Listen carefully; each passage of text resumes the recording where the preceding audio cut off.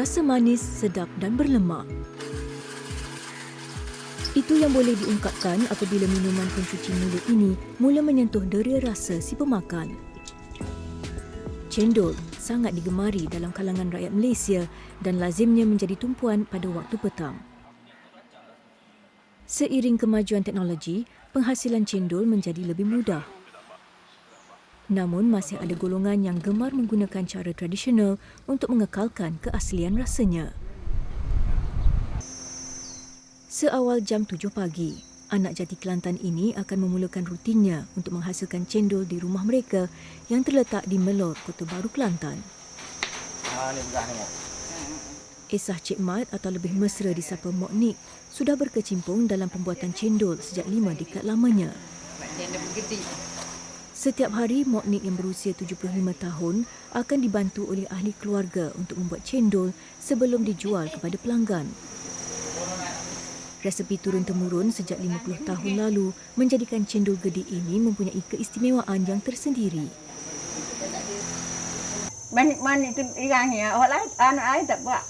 Macik orang nak buat cendol tu dia buat cendol. Mak dulu dia tu tak lagi dua.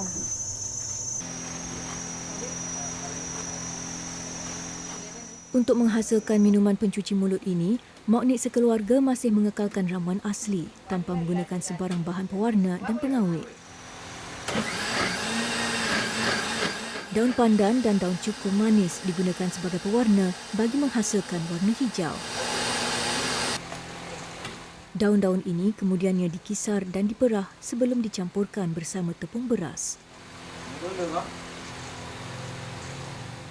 Mok Nik mula menceburi bidang perniagaan cendol sejak berumur 15 tahun lagi.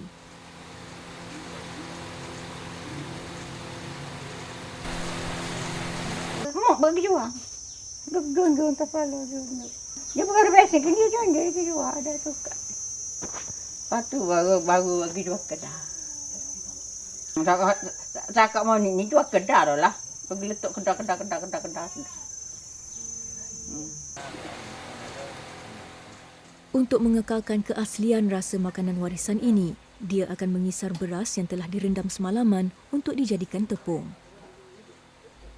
Setiap hari, hampir 5 kilogram beras digunakan untuk menghasilkan kira-kira 150 bungkus cendol. Kerana permintaan yang tinggi, beras akan dikisar menggunakan mesin terlebih dahulu sebagai salah satu inisiatif untuk menjimatkan masa proses penghasilan cendol. Kemudian, tepung akan dikisar sekali lagi menggunakan pengisar batu.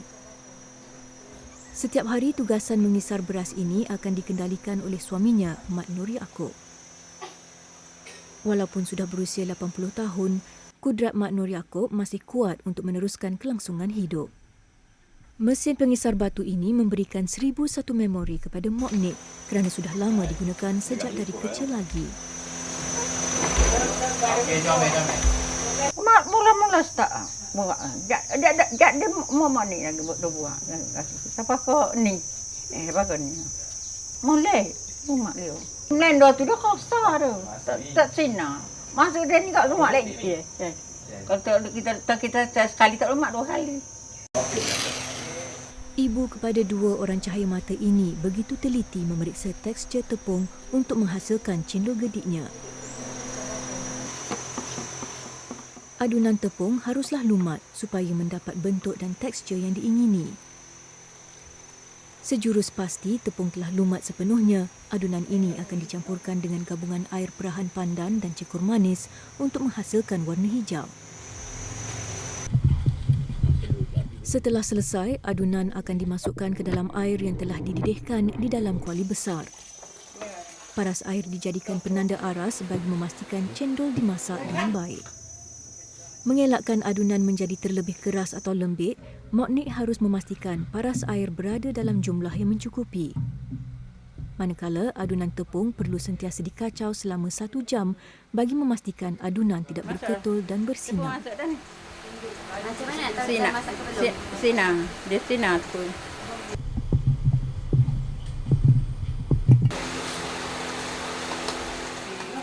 Usai proses memasak tepung, adunan akan dimasukkan ke dalam acuan ketika panas. Acuan ini merupakan hasil inovatif Mok Nik sendiri untuk mendapatkan saiz dan bentuk yang diinginkan. Cendol yang sudah terbentuk haruslah dibilas beberapa kali dengan air sejuk untuk mengekalkan warna dan bentuknya. Rupa cendol gedi ini agak berlainan kerana mempunyai bentuk seperti ekor. Hujung cendol yang bergerak-gerak serta teksturnya yang kenyal dan tidak mudah patah menjadikan juadah ini diburu peminatnya.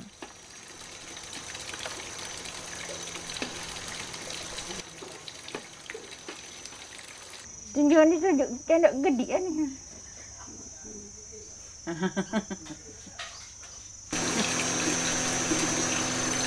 Rata gede. Kini tiba giliran Muhammad Anwar Muhammad dan beberapa ahli keluarga yang lain memulakan kerja membungkus cendol. Anwar yang juga salah seorang cucu kepada Mok Nik mengakui pembuatan cendol tidaklah mudah. Benda ni kena buat cendol ni dia kena teliti betul-betul, dia kena halusi, dia kena lembut. Seni juga cendol ni sebenarnya. Bukan suka-suka buat gitu, dia orang ada seni yang boleh buat cendol. Kalau tak ada seni memang tak boleh. Macam saya ni, saya kena Mok Nik juga buat baru boleh jual. Kalau dia tak buat kat macam tak comel lah. Assalamualaikum. Assalamualaikum. Cendol masa dah? Ada dah. Oh, baru masak ni. Berapa? Saban hari, anggaran 150 hingga 200 bungkus cendol dijual di sekitar Kelantan. Bagi jadi wah, hendak nyakuk malu. Bagi menambahkan aroma dan kesedapan cendol gedi ini, ia akan dihidangkan bersama gula melaka dan santan pekat. Ya, kami beli dah. Ada apa? Terima kasih. Bagi menjaga kualiti cendol, ia akan dibungkus bersama air supaya tidak mudah patah. 10, 15. Okey, untuk pias 10. Pak selebihnya dia tambah tekan mak dia tahu dia. Okey, kita COD dulu. Siap hak mana ada tu bagai tu. Basuh-basuh cuci.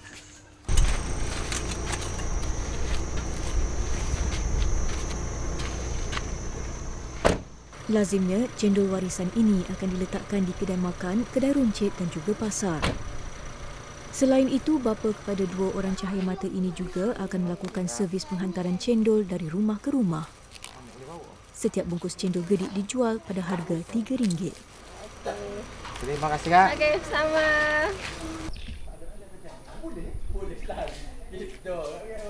Assalamualaikum, Kak. Waalaikumsalam. Tak cendol dulu. Allah. Terima kasih, Kak. Sama-sama. Jual beli. Muhammad Badri Muhammad Razzi antara penggemar juadah pemanis mulut ini.